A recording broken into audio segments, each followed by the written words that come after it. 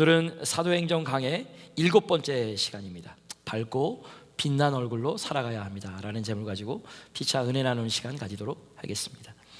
한국의 어떤 정치가 한 분이 여자들만 모인 모임에 초청을 받아서 강연한 적이 있습니다. 여자들만 있는 자리에 선다는 것 자체가 얼마나 두렵고 떨리는 일입니까? 더군다나 그들의 마음의 문을 연다는 것이 결코 쉬운 일이 아니죠. 그래서 이분이 강의를 시작하기 전에 칠판에다가 영어로 다음과 같이 적었습니다. You are beautiful. 근데 그만 미스테이크를 했습니다. 철자 하나를 빼먹은 것입니다. 제가 가운데다가 해놨지만 T자를, 특별히 T자를 빼먹고 적은 것이에요. 그래서 갑자기 관중석에서 야유가 터져 나왔습니다. 아니, 영어 철자도 모르는 주제에 무슨 강의냐라는 것이죠. 그러나 이 강사는 당황하지 않고 재치 있게 다음과 같이 말을 했습니다. 여러분들께서 아직까지 모르시는가 본데 새로운 영어 보캐블러리라고, 티 없이 아름답다는 뜻의 단어라고 그렇게 이야기를 했습니다. 여러분 주위 분들에게 이렇게 인사 나눠보세요. 티 없이 아름다운 당신, 당신이 있어서 저는 행복합니다. 인사 나누시기 바랍니다. 티 없이 아름다운 당신, 당신이 있어서 저는 행복합니다. 여러분 이런 것들은 미국 사람한테 알려줘도 못 알아들어요. 우리 사람들만. 좋은 단어 아셨죠? 뷰티풀에서 T자를 빼시면 이렇게 좋은 단어입니다. 여러분 우리가 이 땅을 살아가면서 아름다움을 추구한다는 것은 결단코 죄가 아니죠. 더 정직하게 말하면 아름다움을 추구하지 않고 살아가는 사람은 이 세상에 단 한 사람도 없을 것입니다. 이것은 남녀노소의 구별이 없습니다. 흔히 여자분들만 아름다움을 추구한다고 생각하지만 특별히 대한민국, 우리 한국에 있는 남자들은요 이제 여자들보다도 더 화장을 잘한답니다. 화장을 잘해야지 취직이 잘 된대요. 저는 화장을 하지는 않습니다만 게다가 여러분 젊은 사람만 아름다움을 추구하는 것이 아니라 나이가 드신 분들도 얼마나 아름다워지기를 열망하는지 모르겠어요. 특별히 근데 저희 교회는 예외인 것 같아요. 익셉션은. 저희 교회 소망성교회 어르신을 보세요. 최소한 10년은 젊어 보이지 않습니까? 그죠? 어찌됐거나 나이가 드신 분들도 아름다워지기를 열망합니다. 그런데 참된 아름다움이 어디에서 나오는 것인가? 여기에 대해서는 잘 알지 못하는 사람들이 많이 있는 것 같습니다. 이것은 우리에게 주어진 외모하고는 상관이 없는 것이죠. 흔히 얼굴이 잘생기면 아름답다라고 하는데 외모가 잘생겼다고 꼭 아름다운 것은 아니죠. 우리 마음속에 무엇을 품고 사느냐가 아름다움을 결정하는 것입니다. 아무리 잘생긴 얼굴이라도 우리 마음속에 어두운 마음을 품고 살면 얼굴빛이 어둡고 침침해지는 것입니다. 그러나 조금 못생긴 것처럼 보여도 아름다움을 가지고 살아가면 그 얼굴은 해같이 빛나고 멋진 얼굴이 될 수가 있는 것입니다. 이런 측면에서 우리가 참으로 밝게 또 아름답게 살아가려면 우리 마음 중심에 밝은 것을 품고 살아가야 하는 줄 믿으시기 바랍니다.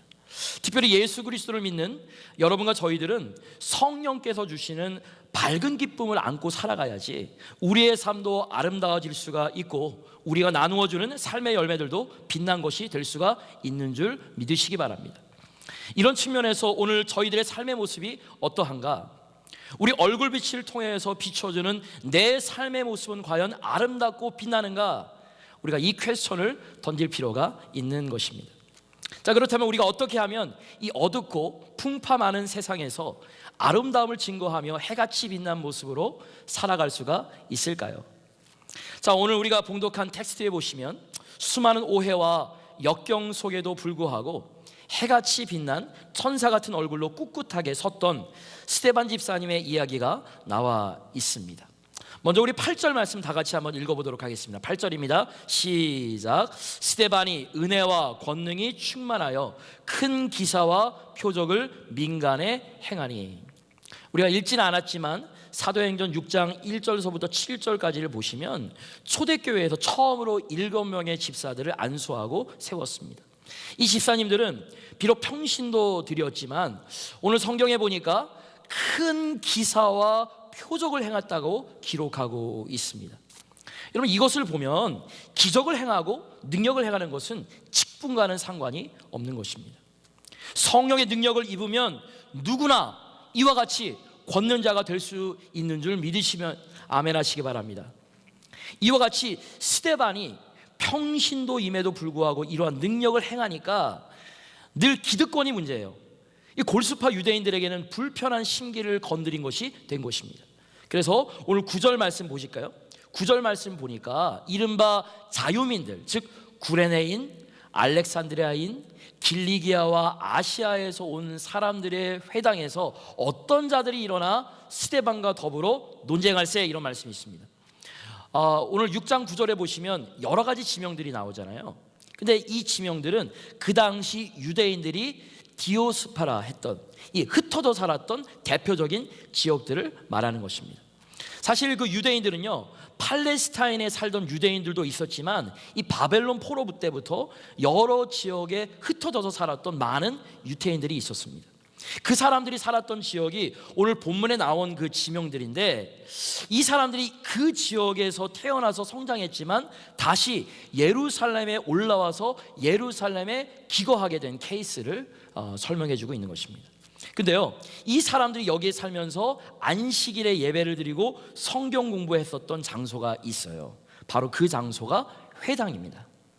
이와 같이 아마도 예루살렘 전역에 여러 가지 회당이 있었던 것으로 알려져 있는데, 특별히 오늘 본문에 나와 있는 4개 도시에서 온 사람들이 회당에 모여서 스데반이 하나님의 말씀을 가르치고 하나님의 능력을 집행하는 것을 보면서 몹시 마음이 불편하고 심기가 좀 이상해져서 스데반을 불러놓고 변론을 하는 것입니다.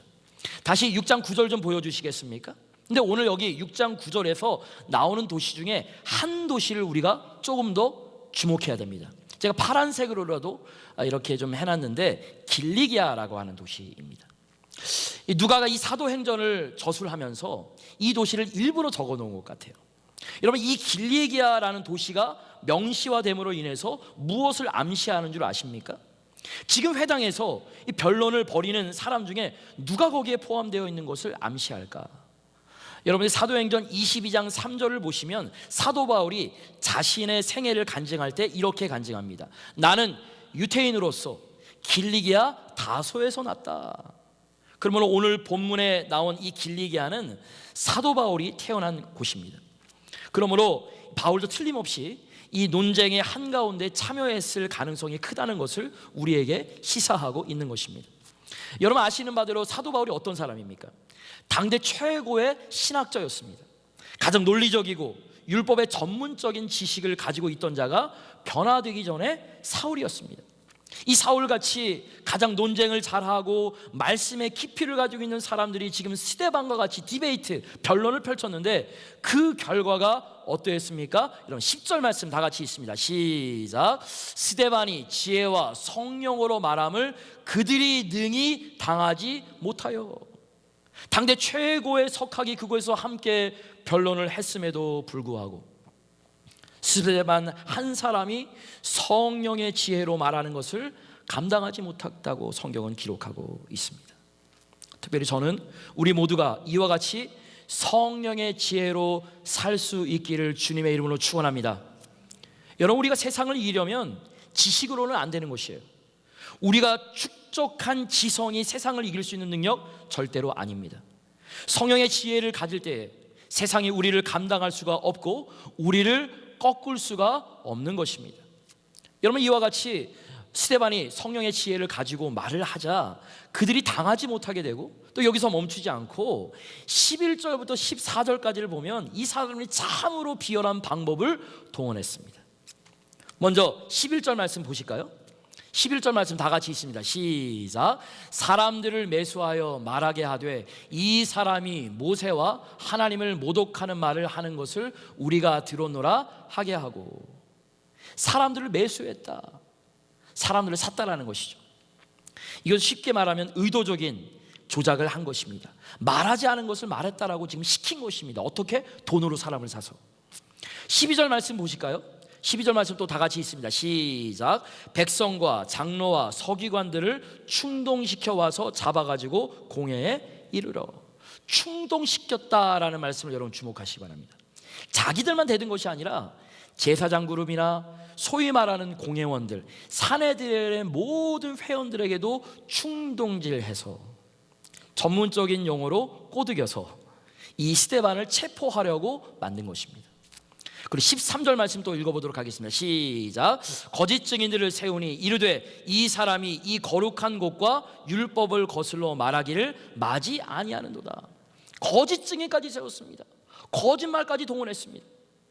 14절 또 읽습니다. 시작. 그의 말에 이 나사렛 예수가 이곳을 헐고 또 모세가 우리에게 전하여 준 규례를 고치겠다 함을 우리가 들어노라 하거늘. 여러분, 이 14절 말은요, 소위 말하는 왜곡이라고 말할 수가 있는 것입니다. 물론 예수님께서 복음서에 보면 성전에 대해서도 말씀하셨죠. 성전을 허물면 3일 만에 다시 일으키시겠다고 예수님께서 분명히 말씀하셨습니다. 그러나 예수님께서 이 말씀을 하실 때 예수님께서 어떤 뜻으로 하신 것입니까? 이것은 예수님 자신을 의미하는 것입니다. 예수님께서 십자가에 돌아가셨지만 3일 만에 부활하신다는 이것을 가리킨다는 것인데, 그들은 이것을 왜곡시켜가지고 눈에 보이는 성전을 허문다고 잘못되게 과장하고 왜곡하고 있습니다. 제가 수요일마다 마가복음 강해 벌써 26번째, 7번째 이렇게 하고 있는데, 예수님께서는요 율법을 폐하러 오신 것이 아니죠. 그죠? 주님께서는 모세의 율법을 바꾸려고 체인지하려고 한 것이 아니라 그걸 풀필먼트하기 위해서 친히 율법을 완성시키러 오신 분이십니다. 즉 예수님께서는요 율법의 진정한 의미를 밝혀주시려고 오셨습니다. 그러나 오히려 이 사람들은 유대인들이 가장 중요하게 여기는 모세의 규례를 고치러 왔다라고 잘못되게 전달을 합니다. 그래서 주이시들이 구원받지 못하는 것이에요. 왜요? 복음의 핵심을 모르니까. 열심은 있는데 핵심이 없으니까. 핵심, 예수 그리스도를 구원자로 믿지 못하면 그들은 구원받지 못하는 것이에요.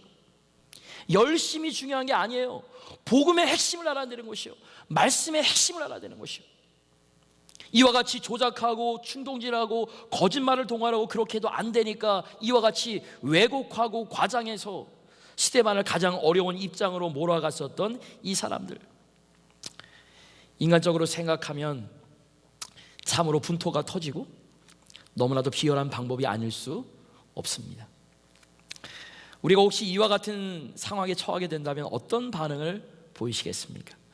아마도 틀림없이 분노하지 않으실까요?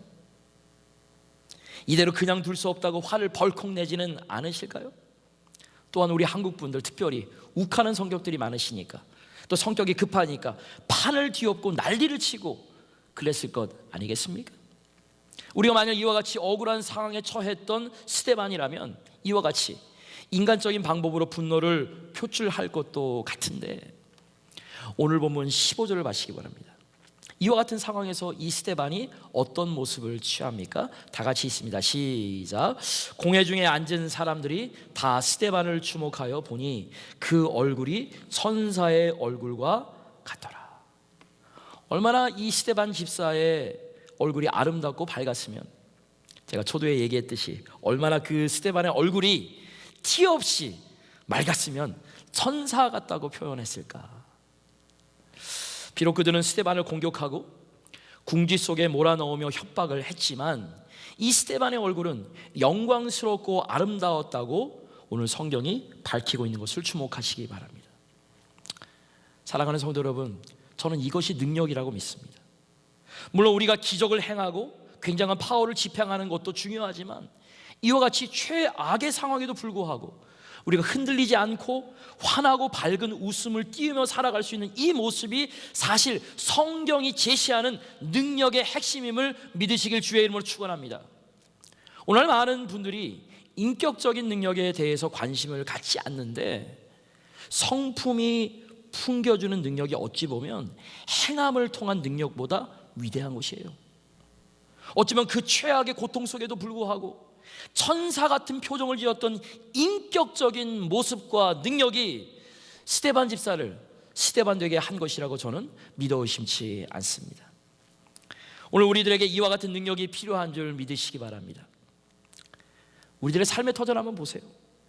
언제나 저스티스가 우리 삶 가운데 드러납니까? 언제나 정당합니까?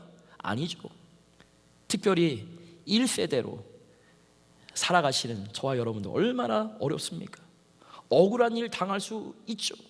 빼앗기는 일을 당할 수 있죠. 나의 의지와는 상관없이 엉뚱한 곳에 내 삶이, 내 상황이 곤두박질 치는 케이스가 얼마나 많이 있습니까? 다윗이 시편 23편에 이야기한 것처럼 사망의 음침한 골짜기에서 몸부림치시는 여러분들 또한 있으시지 않습니까?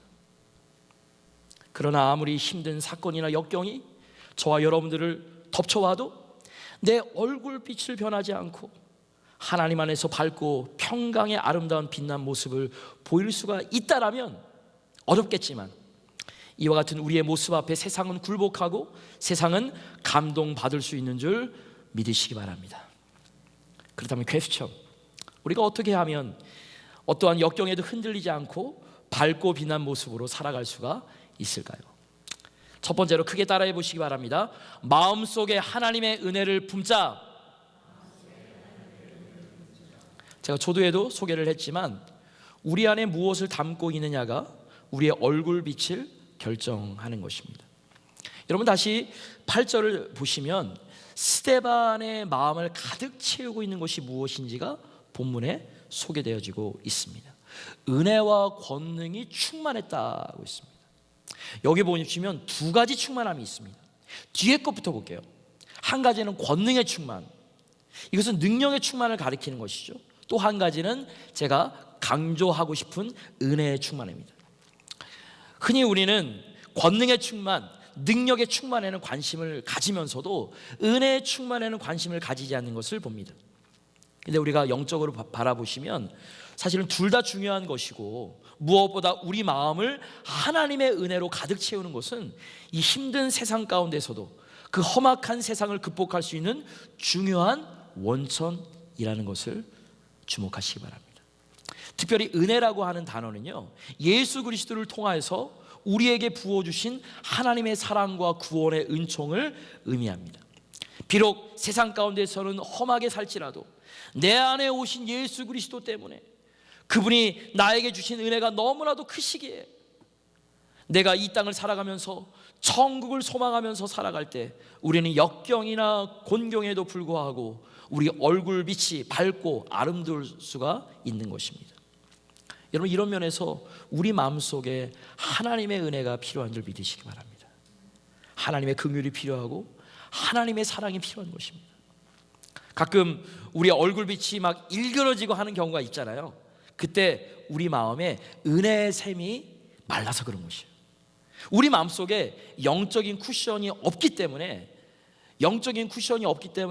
어떠한 어려움이 있으면 다 어떻게 해요? 다 딱딱거리는 거예요.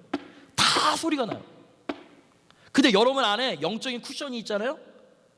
그러면 아무리 딱딱거리고 부딪히고 그래도 소리가 안 나요. 우리 마음속에 영적인 쿠션이 없으면요, 부딪히면 다 깨지고 부딪히면 다 상처가 나는 것입니다. 그러나 그때 우리 마음속에 하나님의 긍휼과 하나님의 은혜가 차고 넘치면 웬만한 곳에도 우리는 무너지지 않을 수 있는 줄 믿으시기 바랍니다. 창세기에 보면 최초의 살인 사건이 기록되어져 있습니다. 여러분 잘 아시는 바대로 가인이 아벨을 죽인 사건, 형이 아울을 죽인 사건이 성경에 기록하고 있는 최초의 살인 사건 아니겠습니까? 여러분, 근데 그 원인이 무엇인지 잘 아시죠? 한 번은 가인과 아벨이 둘이 다 같이 하나님께 제사를 딱 드렸는데 하나님께서 아벨의 제사는 받았는데 가인의 제사는 받지 않은 것입니다. 본인이 잘못한 거는 생각 안 하고, 그래서 갑자기 뿔이 났습니다. 화가 났습니다. 근데 성경에 딱 보니까 그때 가인이 심히 분하여 안색이 변했다, 얼굴색이 변했다, 이런 표현이 또 나오더라고요. 이 가인의 마음에 분한 마음이 가득하니까 얼굴빛이 변하고 안색이 변하니까 아벨을 들판에 데리고 가서 어떻게 했습니까? 쳐 죽인 것입니다. 여러분, 분한 가인의 마음속에 무엇이 가득했던 것일까요? 아마도 경쟁심이 가득 찼을 것입니다. 혹은 시기의 마음이 가득 찼을 것입니다. 아니, 다른 사람들과 비교해서 꼭 이겨야겠다는 경쟁의 마음과 시기심이 이 가인으로 하여금 분노의 마음을 가지게 하였고, 결과적으로 형이 동생으로 하여금 죽음을 가져다주는 결과를 낳게 한 것을 오늘 창세기를 통해서 바라볼 수가 있습니다. 여러분, 우리의 마음속에 이와 같이 하나님으로 가득 차지 아니하면, 분노로 가득 차든지 세상적인 정욕으로 가득 차게 되면 우리도 이와 같은 누를, 죄를 범할 수가 있다라는 것입니다. 이런 면에서 우리가 날마다 하나님께 기도해야 할 기도 제목 중에 하나가, 하나님, 내 마음 가운데 은혜의 샘이 메마르지 않게 도와주시옵소서. 하나님, 나의 심령 가운데 날마다 나에게 부어주시는 하나님의 사랑의 능력이 메마르지 않게 하여 주시옵소서. 이런 신실한 기도를 드리시는 저와 여러분들 되시길 주의 이름으로 축원합니다. 여러분, 내 마음이 하나님의 은혜로 부요하게 되면요, 세상을 이길 수가 있는 것이에요. 내가 세상 속에서 모욕을 당하고 어떠한 어려움을 당해도 우리는 그것을 넉넉히 이길 수 있는 줄 믿으시길 주의 이름으로 축원합니다. 이런 의미에서 우리 마음속에 무엇을 담느냐가 우리 얼굴의 아름다운 빛을 결정하는 것입니다. 두 번째로, 우리가 밝고 빛난 얼굴로 살아가기 위해서 필요한 것, 크게 따라해 보시기 바랍니다. 말씀의 길을 알아가자. 여러분, 오늘 본문 10절을 다시 보시면 이 스데반으로 하여금 당당하고 또 빛나게 꺾이지 않는 삶을 살 수 있었던 또 다른 하나님의 능력의 원천을 볼 수가 있는데, 우리 10절 말씀 다 같이 있습니다. 시작. 스데반이 지혜와 성령으로 말함을 그들이 능히 당하지 못하여. 오늘 이 한국어 성경에는 지혜와 성령으로 말했다라고 했는데, 사실 이 대목은 원어적으로 딱 보면 성령의 지혜라고 번역해도 무방합니다. 이 성령께서 주시는 지혜로운 말씀을 스데반이 전했기 때문에 세상 사람들이 그를 이기지 못했노라고 오늘 성경은 밝히고 있습니다. 여러분, 우리가 말씀을 볼 때 말이죠, 말씀의 지식을 쌓는 것하고 말씀의 길을 찾는 것은 다른 것입니다. 다시, 말씀의 지식을 쌓는 것하고 말씀의 길을 그 안에서 찾는 것은 totally different, 다른 것입니다. 오늘 많은 사람들이 성경을 많이 공부하면 그 공부를 많이 한 것 자체만으로 하나님의 길을 알리라고 생각하는데, 이것은 잘못된 것입니다. 제가 성경 공부도 강조해서 또 오늘 오후에도 성경 공부 가르치고, 또 이번 주부터는 제가 2명은 제가 따로 맨투맨으로 또 공부하기로 했는데, 여러분, 심지어 신학교에서 공부를 많이 하고 신학에 대한 방대한 지식을 갖는다고 해서 하나님의 길을 알고 하나님의 뜻을 제대로 아는 것입니까? 그러면은 여러분들도 저처럼 신학교에서 10년 동안 다니면은 하나님의 길 잘 알겠네요? 아니에요. 그게 아니에요. 그것은 그냥 지식으로 끝난 것입니다. 아무리 많은 지식을 가져도 그 지식이, 잘 들으세요, 성령의 조명을 받지 아니하면 아무리 하나님 말씀을 쳐다보아도 하나님의 길을 알지 못하는 것입니다. 그러면 오늘 여러분들이 하나님의 말씀을 읽고 공부하시되 그냥 지식적으로 공부해서는 소용이 없는 것입니다. 성령의 조명을 받아서, 성령의 지혜를 받아서 하나님의 말씀을 통해서 하나님의 길을 알게 될 때, 그때 비로소 저와 여러분들이 하나님의 뜻을 알게 되는 줄 믿으시기 바랍니다. 여러분, 하나님의 길을 알게 되면요, 내 인생의 픽처가 보여요. 내 인생의 그림을 그릴 수 있는 것이에요. 말씀의 길을 알게 되면 내가 무엇을 위해서 살아가야 하며 내가 어디로 가야 할지 알 수가 있는 것입니다. 오늘 본문에 다시 보시면 스데반은 말씀의 길을 알았기 때문에 하나님의 진리가 무엇이며 하나님의 뜻이 어디에 있는지, 그리고 최후의 승리가 누구 손에 있을지를 스데반은 알았기 때문에 이와 같이 엄청난 공격에도 불구하고 흔들리지 아니했고 결국은 승리자가 된 줄 믿으시기 바랍니다. 오늘 여러분과 저에게 이와 같이 말씀의 길이 중요합니다. 여러분의 생각에는 맞지 않는 것 같이 보여도 말씀의 길을 따라서 살아보시기 바랍니다. 언제나 그것이 베스트입니다. 현재 우리의 삶이 혹시 암담하게 막히게 되더라도 이 말씀의 길을 따라가게 되면 반드시 하나님이 예배해 주신 최상의 해결책이 우리를 기다리고 있을 것입니다.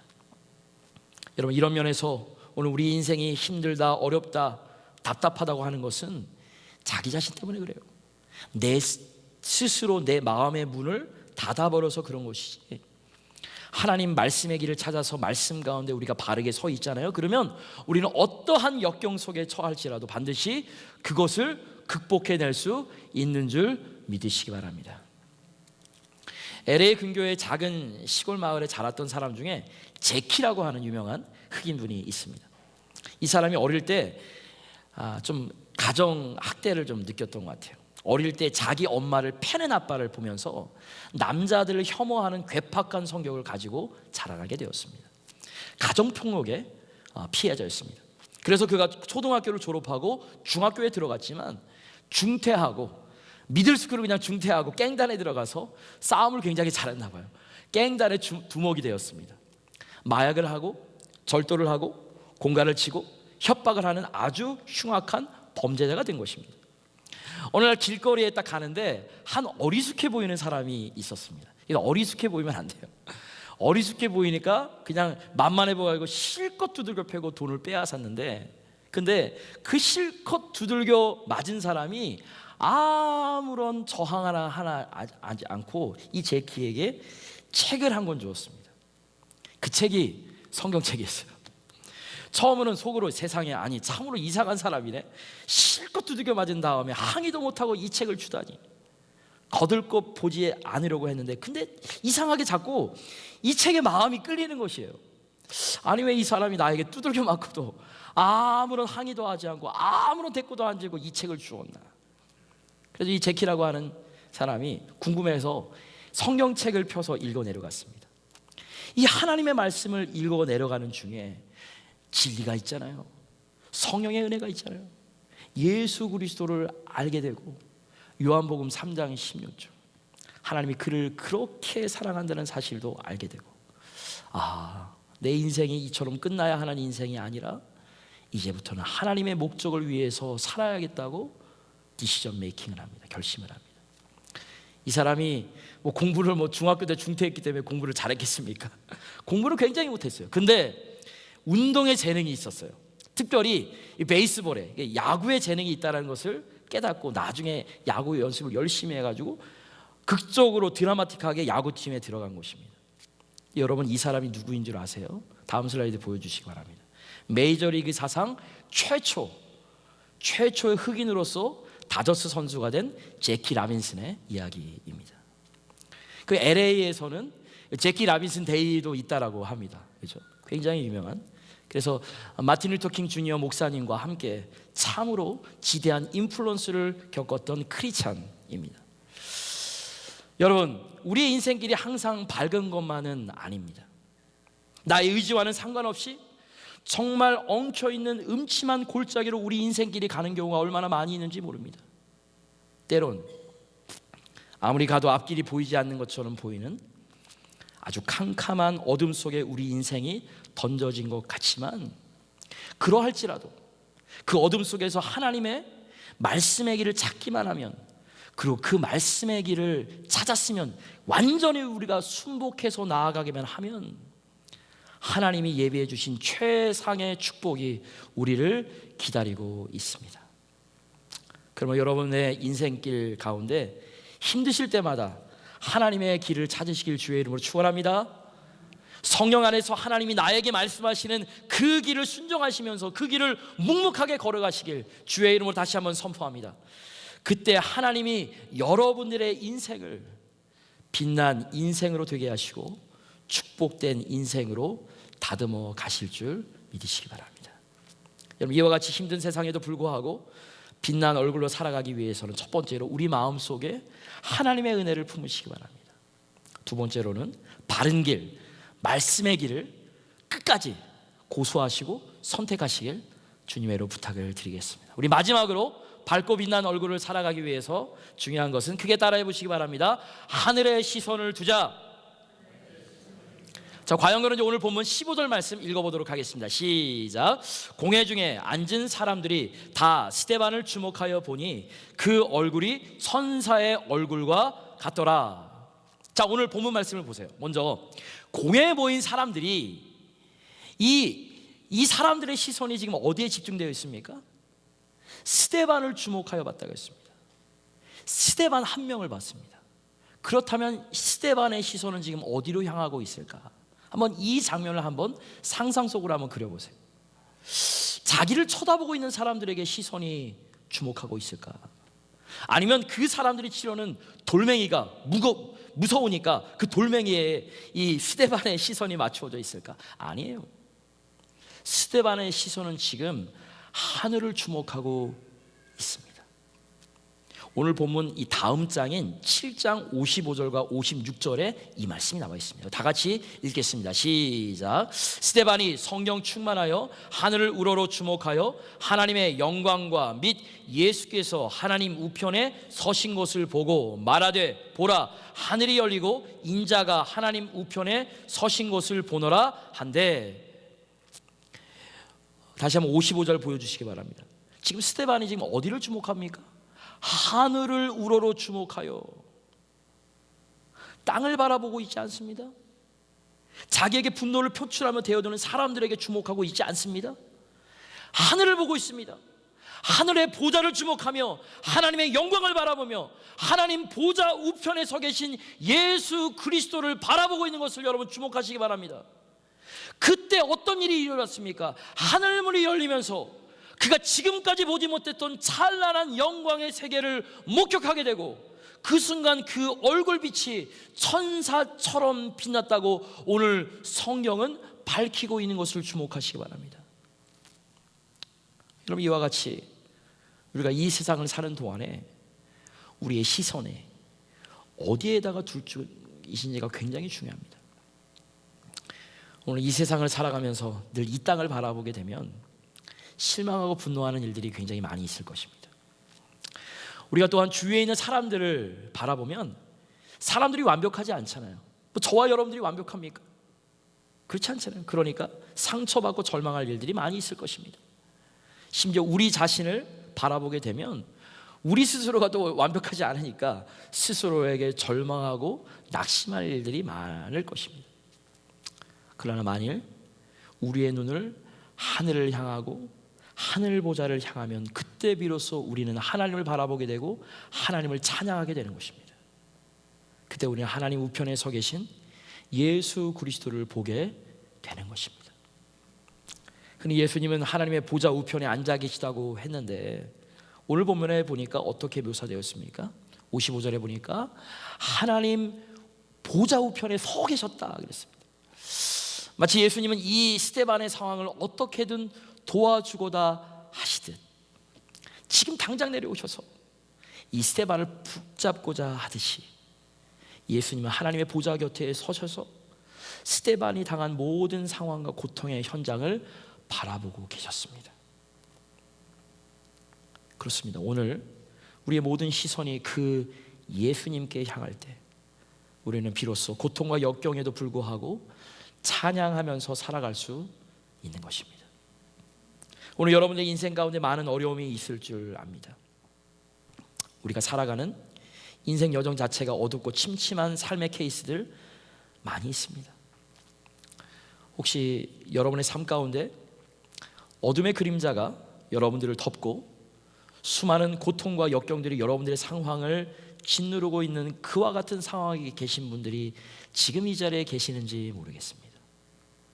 그렇다면 오늘 이 시간 여러분들의 눈을 크게 뜨고 하늘을 바라보시길 주의 이름으로 권면합니다.